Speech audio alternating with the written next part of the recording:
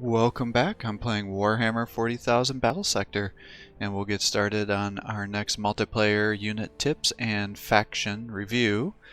We are going to finish off the units of Chaos today, and the last unit we have to discuss is the Soul Grinder. So first of all, if you're enjoying these videos, please give my channel a like and subscribe to encourage me to post more content for you.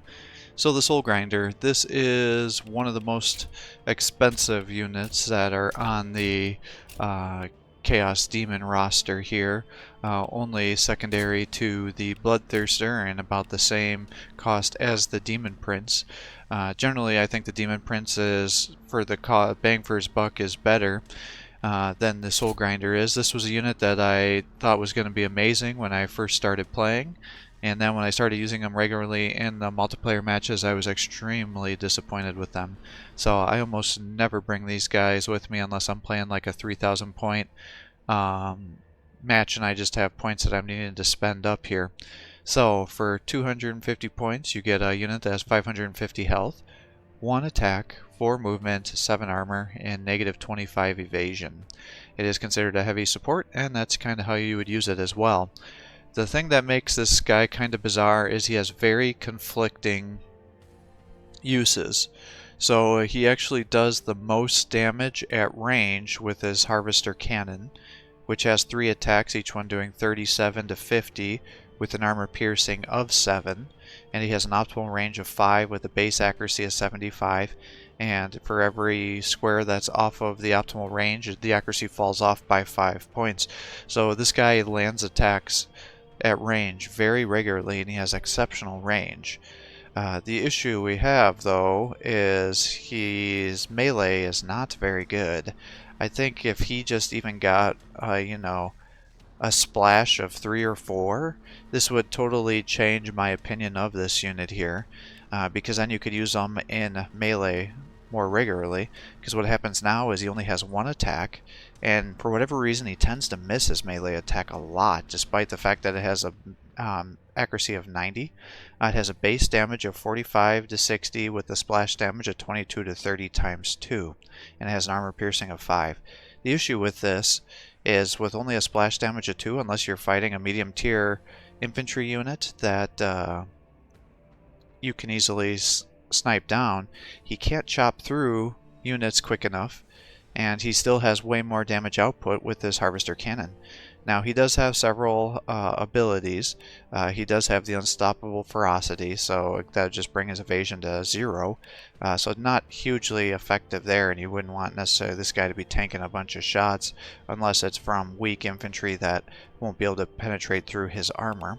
The part that I was saying where it doesn't really make sense with how to use him is he's a ranged unit, but then he has a bonus melee attack, and you want to keep using the melee attack, the bonus attack as much as you can, but unless somebody's jumping over to attack you and you're able to shoot guys downfield and then use your bonus attacks on them when you're closing the distance, again, for the reasons explained, his melee attack is not very good. So you wouldn't want to get there, run into this, and then do your bonus attack, because the bonus attack has a 3-turn cooldown.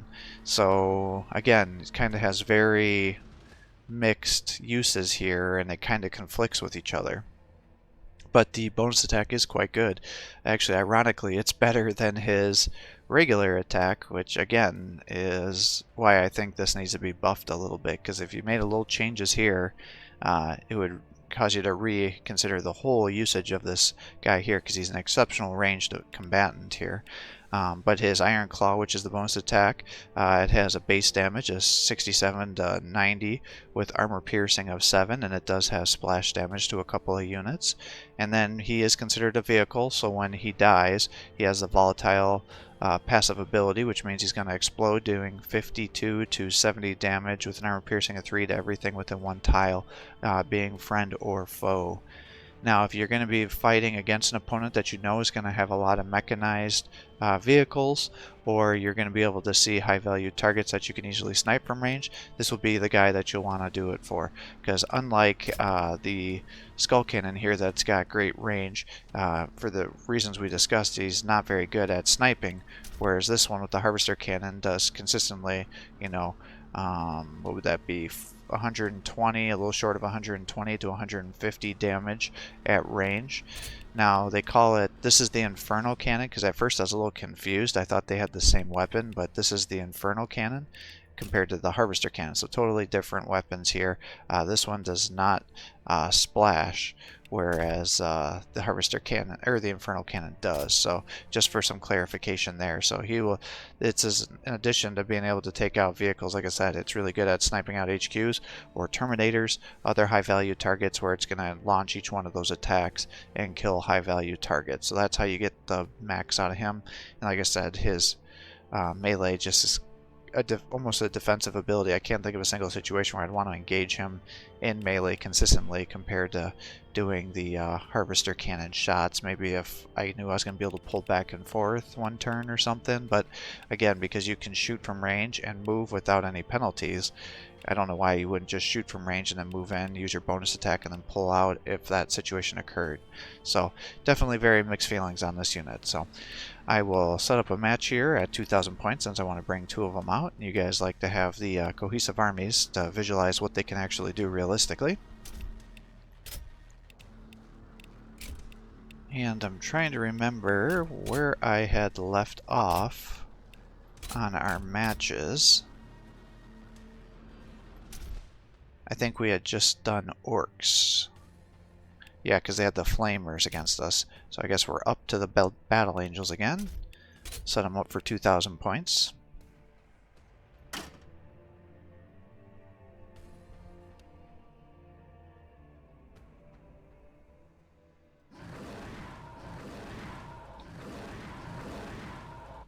And that should be fine.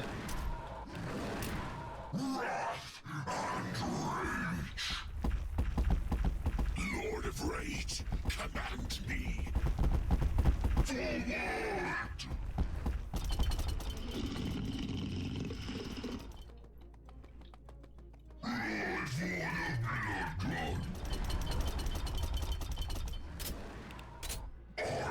Oops. Guess you still have a movement there.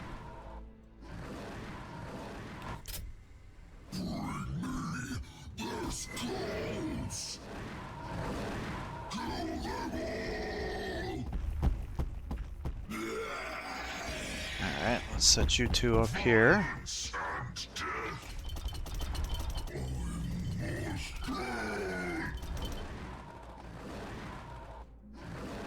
And we'll just set up our shots here. And I guess we're going to put you here and here.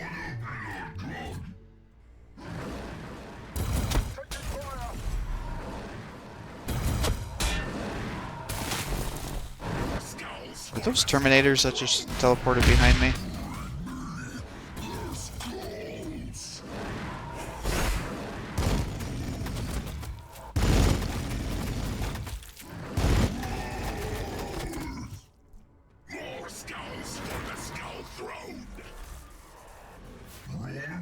Yep, they sure were.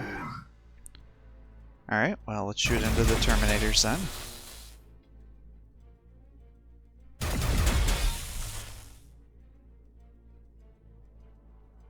And we'll bring you guys down to here and do your bonus attack. I suppose you could have made an argument that I should have done that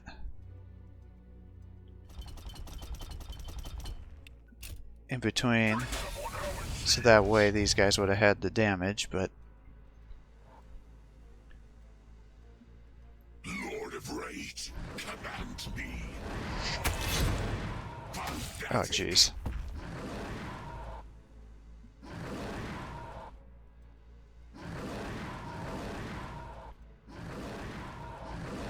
Well, let's let you try to land some attacks if you can.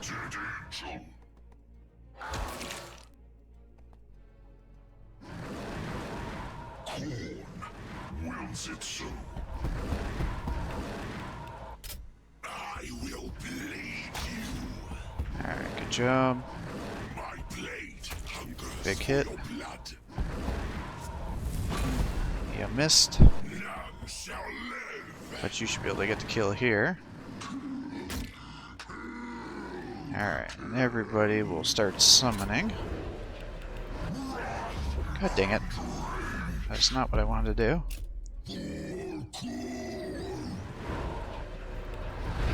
Let's let you do that.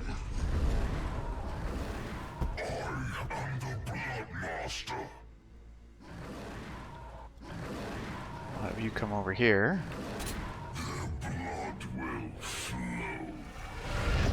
Kind of summon you this way. What are these? Multi-meltas, heavy bolter.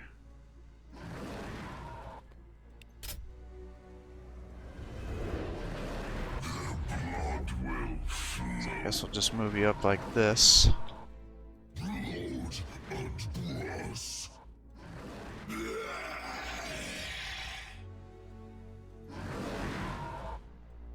Put you there to try to protect our other guy. Pull you back so you can hopefully summon some more guys in a couple turns.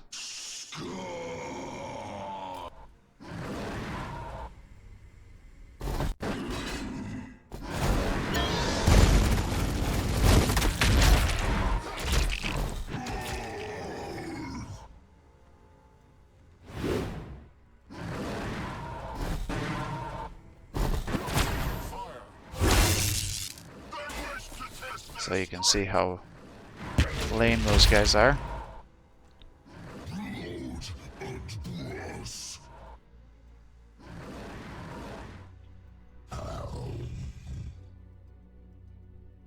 Alright, so the other one was the one that... See, look at that. Pathetic.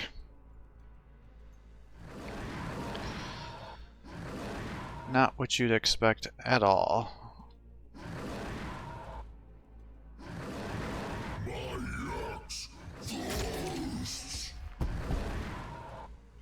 Alright, you can attack here.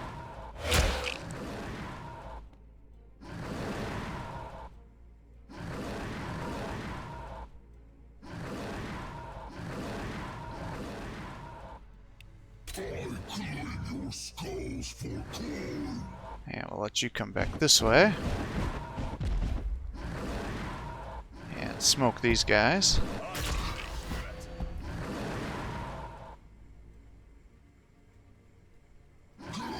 Unfortunately, I think that Bloodthirster is pretty much hosed.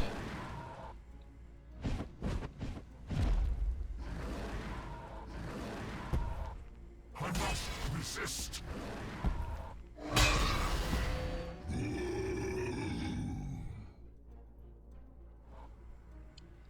Let's see, that's 39. Wonder what the chances are of you doing that much damage. Actually, pretty good if you land your attacks. Ah, oh, you're a short one.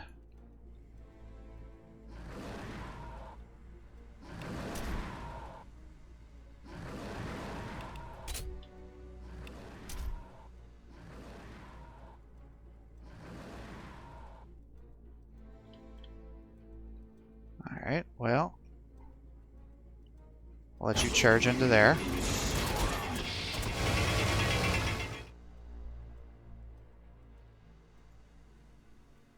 Violence and death. No! Attacked the wrong guy. Seems to be a reoccurring theme this turn.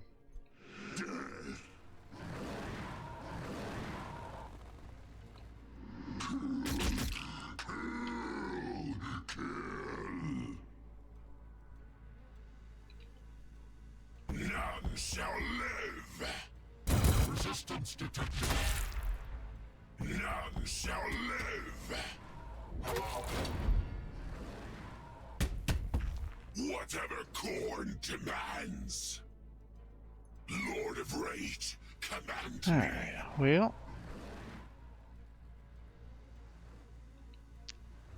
I guess let's just run you up here and let you start smacking down the Predator tank here.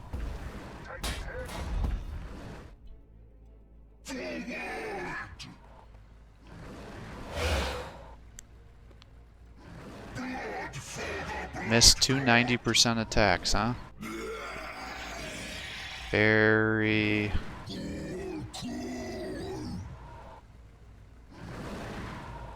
expected.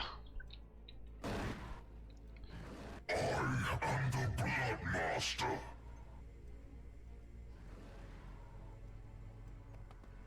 Intercepted. Blood for the Blood God. Alright, smoke him.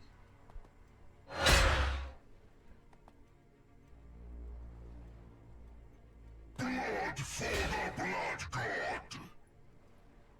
Blood for the Blood God. And we'll let you charge over here.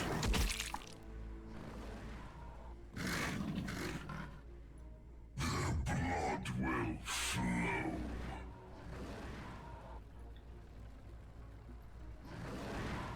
And I guess we'll just kind of protect you this way, but this guy is definitely hosed.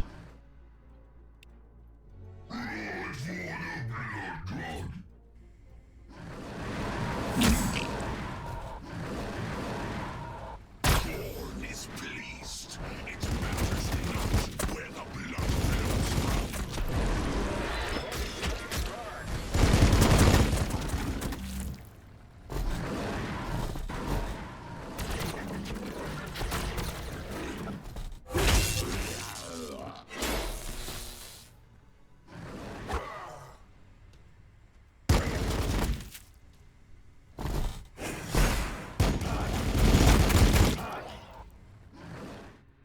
Alright, and you are the one that's been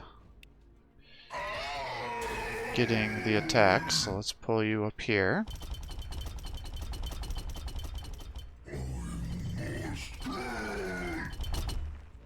I'll let you shoot into here, so as you can see he does decent damage. I am the Blood Master.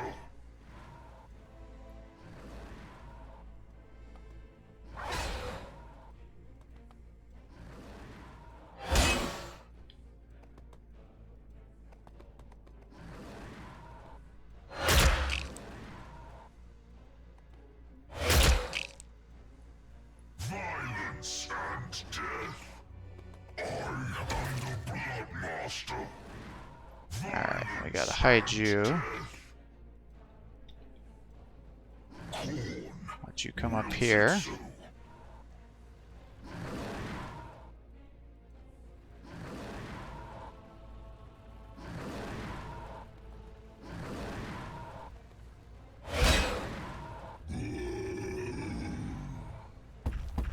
They wasted you. You can smack him. Kill them all. Blood for the Blood I think we're gonna win this no matter what, so I'm gonna be kind of lazy with my positioning here. I think you could probably make an argument that I should have saved some of those guys for these guys here. will flow.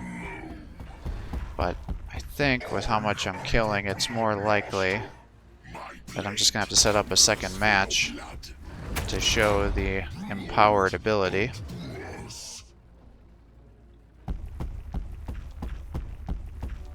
Will serve.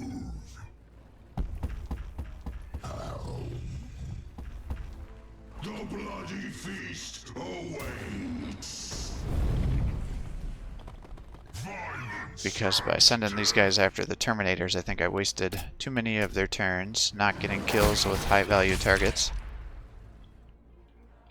I see I can't even get them over here to be able to land attacks on these guys.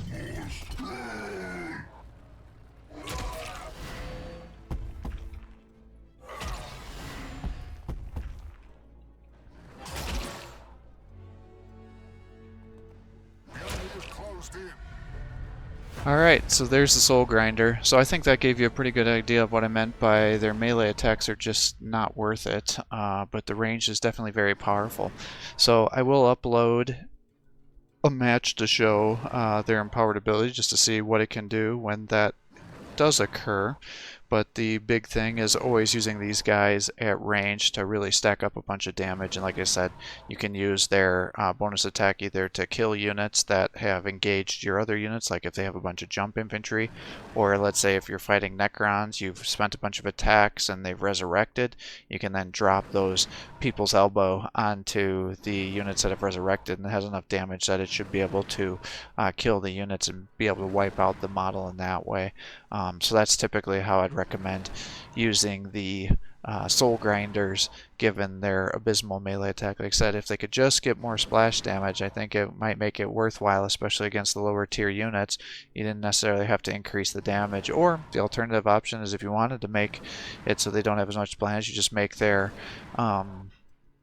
base damage attack go up more too, but the fact that it's so low in both numbers makes them just not a viable unit. There's nothing worse than them getting surrounded by a bunch of, say, jump boys or other larger HP units at a medium tier, and then you're sitting there just training these limp dick attacks back and forth, and they're actually doing more damage than you are with the soul grinder. I mean, look at the thing. It looks like it should tear through everything in its way, but that is not how it works. So I'll upload a video with the empowered ability here.